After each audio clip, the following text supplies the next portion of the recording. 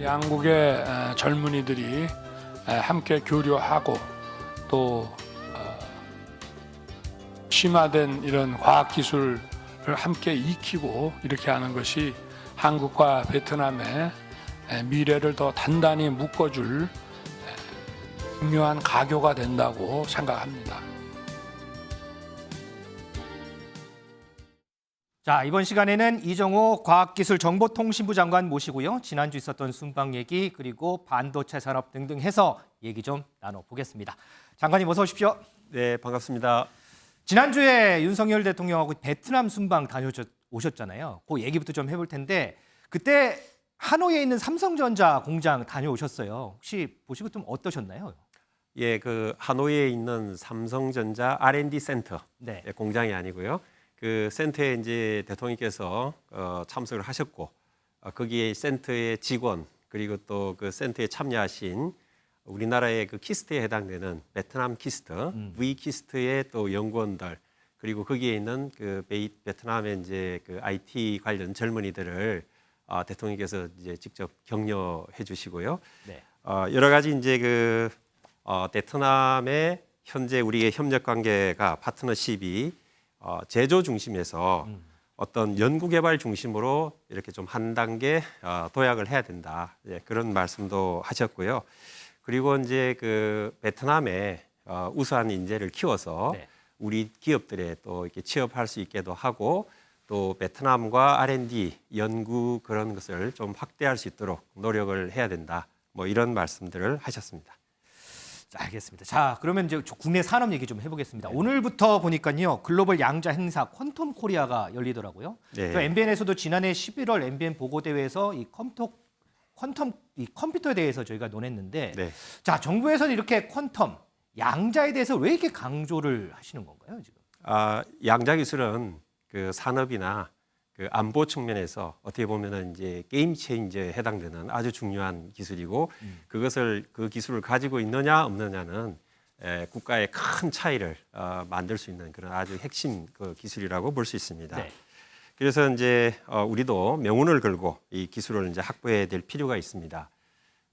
양자 기술이라 그러면 이제 좀 국민들께서 굉장히 어려워하실 수가 있는데요. 좀 어려워하실 거예요. 예, 물질을 구성하는 최소 단위인 원자, 또 그 원자에 있는 아주 작은 그죠 전자 이런 것에서 이제 관찰이 되는 발견이 되는 그런 어떤 물리 현상을 이용을 해서 어떤 이제 그 양자 기술을 이렇게 구현을 하게 되는 건데 이렇게 함으로 해서 컴퓨팅을 굉장히 빨리 할 수 있고 기존 대비해서 또 어떤 통신에 있어서 그 보안을 확실하게 할 수가 있고 또 센서 측면에서는 센서의 해상도를 획기적으로 높일 수 있는 그런 특징이 있습니다. 그러면은 이번 퀀텀 코리아에서 이런 부분들 좀 주목해봐야 된다 이런 게 좀 있을까요? 아무래도 이제 그 퀀텀 코리아 행사에서는 이런 그 양자 기술 관련해서 집중될 예정이고 올해가 또 이제 어떻게 보면은 그 대한민국 양자 대도약의 원년으로 이렇게 지금 우리가 얘기를 하고 있습니다. 아무래도 이제 그 글로벌 그 생태계 혁신의 흐름, 그 양자 기술에 있어서 네. 그거를 이제 우리가 잘 파악할 필요가 있고요. 그런 측면에서 우리가 이제 아주 수준 높은 국제 행사로 이번에 이제 개최하게 됐고 이 행사에서는 작년에 노벨상을 수상하신 분들도 오시고 양자 관련해서 세계적인 어떤 그 스카들이 참여를 하시고 또 국내외 유수 기업들이 함께 또 참여를 하게 됩니다. 이 자리에서 이제 미국이나 이스라엘의 어떤 기업들도 오시고요.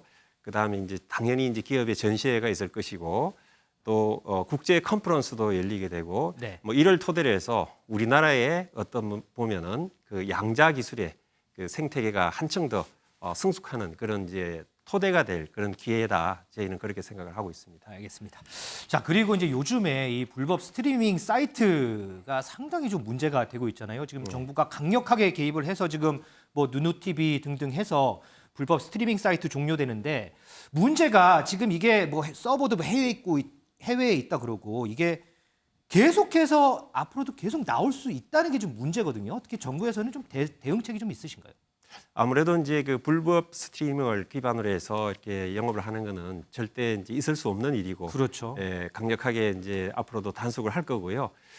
이번에 이제 정부에서는 이런 그 이제 불법적인 거에 대해서 이제 강력히 대응하겠다 이런 또 의지도 천명을 했고요. 또 이런 그 노력에 의해서 불법 사이트가 종료가 됐습니다. 말씀하신 대로 또 앞으로 나올 수 있기 때문에 네. 이번에도 이제 많은 그 노력을 해주신 국내 이제 OTT나 또는 이제 그 인터넷 서비스 공급 업체와 협력을 해서 체계적으로 앞으로도 좀 막을 수 있도록 하고, 또 이 체계성에 대해서 AI 기술을 도입을 해서 뭔가 좀 이제 시스템적으로 이런 불법 사이트를 막을 수 있도록 할 예정입니다. 더불어서 지금 이제 어쨌든 K 컨텐츠 육성이 상당히 중요해지고 있지 않습니까? 네, 네. 그래서 보니까 과기정통부가 미디어 산업 금융 지원을 강화하기로 했다고 하더라고요. 네. 이게 어떤 정책이고 어떤 의미가 있는지 설명을 좀 부탁드릴게요. 네네네. 미디어 콘텐츠 산업계가 경쟁이 심화되고 있고요. 또 제작비가 급증하고 있어서 그 어려움을 겪고 있는 게 사실입니다. 이에 이제 정부에서는 그 자금 공급을 이루어질 수 있도록 하기 위해서 약 5천억 원 정도의 투자 금융 지원 계획을 발표했습니다. 이번 그 투자 계획은 어떻게 보면은 이제 기존에 정부에서 지원하는 그런 지원 금액에 더해서 네. 이런 그 금융기관이나 IPTV 3사가 또 지원하게 됨으로 해서 그 지원의 규모가 커졌다는 측면에서 상당히 의미가 있다 이렇게 이제 볼 수가 있습니다. 네. 조금 전에 이제 여기 MBN 스튜디오 오시기 전에 AI 반도체 최고의 전략 대화 거기 참석하셨다고 들었어요. 거기 보니까 장관님이 직접 제안한 K 클라우드 프로젝트에 대해서 논의를 했다고 하는데 이 K 클라우드 프로젝트라는 게 어떤 의미인가요? 이게? 일단 이제 그 클라우드부터 우리가 좀 알아야 되는데요. 네네. 이 클라우드가 이제 그 개인용 컴퓨팅이 아니라 어떻게 보면 이제 서버로 해서 대용량으로 컴퓨팅 서비스를 제공함으로 해서 굉장히 뭔가 이렇게 편리하게 우리가 그 컴퓨터 서비스를 이용할 수 있는 그런 거라고 볼 수가 있고요. 실제로 우리가 지난번 그 코로나 때 그 백신 그 접종 예약을 할 때 네네. 처음에는 문제가 있었지만 그 다음에 그 예약 문제가 싹 해소가 됐습니다. 그렇죠, 맞아요. 그게 바로 어떻게 보면 클라우드의 힘입니다. 그래서 그 클라우드는 우리가 이제 가야 할 길이고 네. 또 그런 측면에서 우리나라의 어떤 역량을 좀 모아서 그 클라우드가 우리의 어떤 그 기술로서 가야 되겠다. 그런 측면에서 이제 그 K 클라우드고 거기에서 아주 중요한 게 뭐냐면은 바로 AI 반도체 기술입니다. 대통령께서도 반도체의 중요성을 엄청 이제 강조를 하셨고요. 그 반도체와 또 시스템 소프트웨어를 우리가 잘 엮어서 경쟁력이 있는 K 클라우드를 만들려고 준비를 하고 있습니다. 알겠습니다. 참 말씀을 더 들으면 좋을 텐데 저희가 제한된 시간이 있어서 오늘 말씀 여기까지 듣겠습니다. 이 말씀 잘 들었습니다. 네, 감사합니다. 자, 지금까지 이종호 과기정통부 장관 모시고 여러 가지 대화 나눠봤습니다.